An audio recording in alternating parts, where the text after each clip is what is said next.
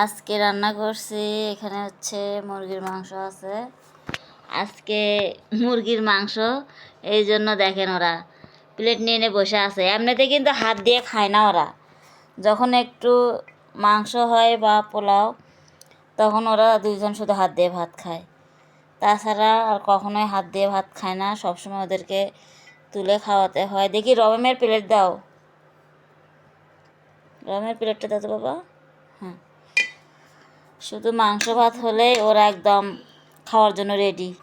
ওদেরকে আর ডাকতে হয় না, ওরা রান্না হওয়ার আগে প্লেট নিয়ে বসে থাকে। আবিদ তো আলু খায় না,